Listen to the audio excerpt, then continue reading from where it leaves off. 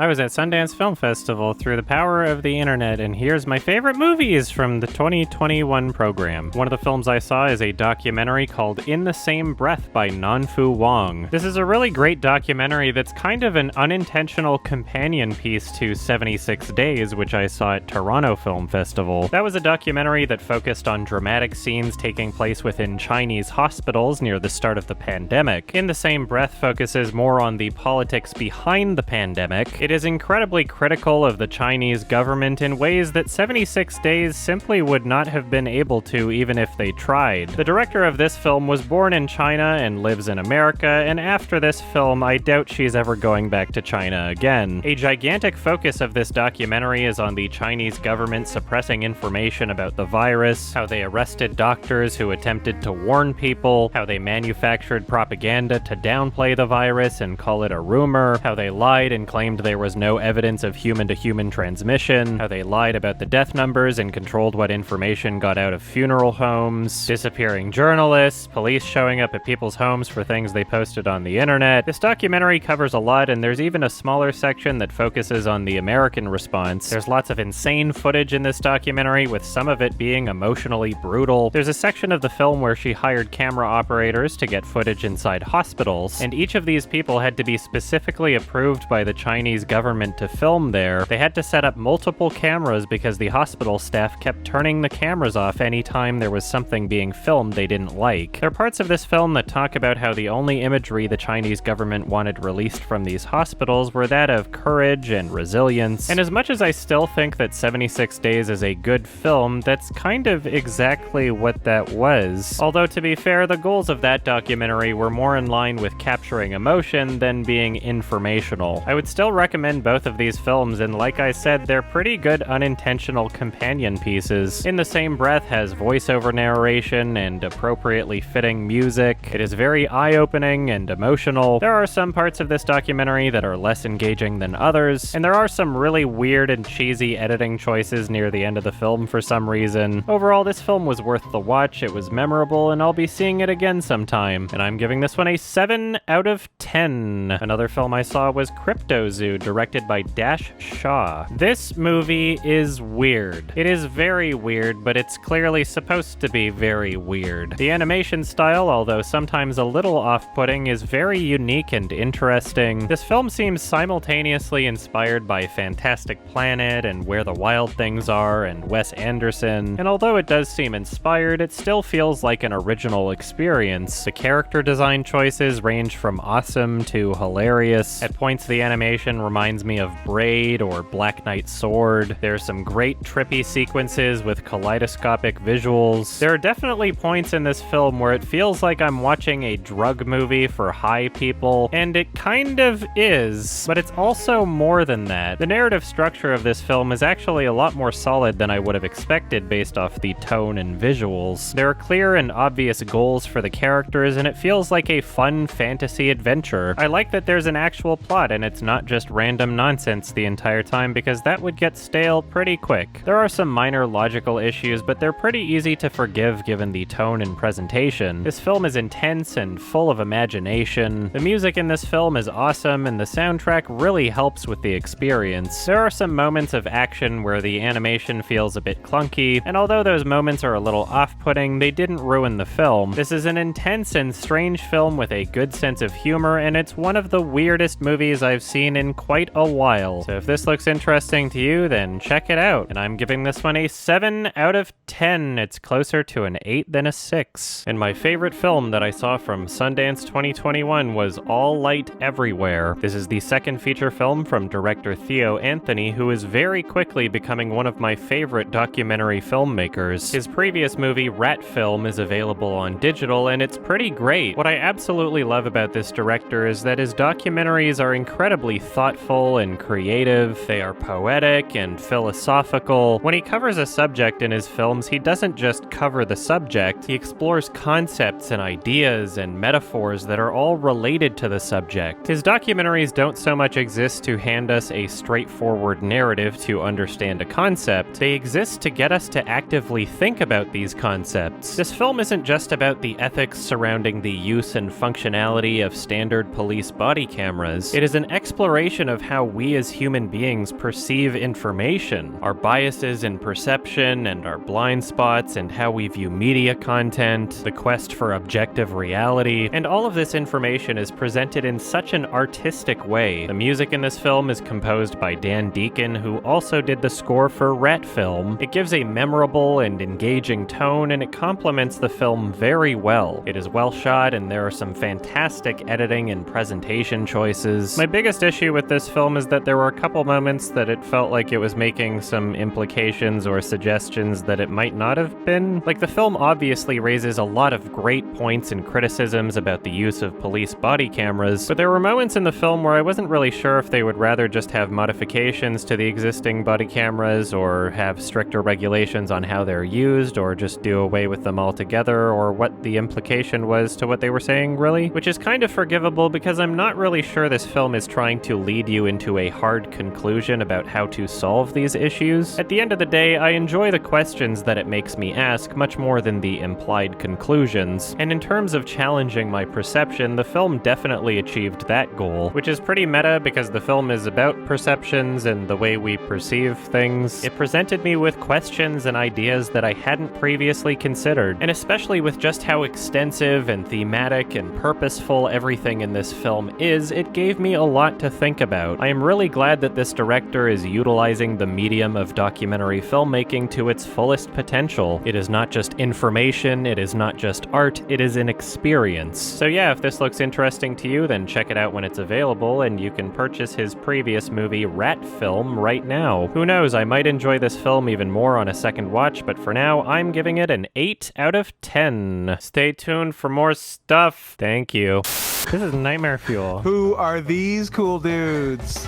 with their afros and big lips? Yeah, this is, This seems chill. This is a little weird here.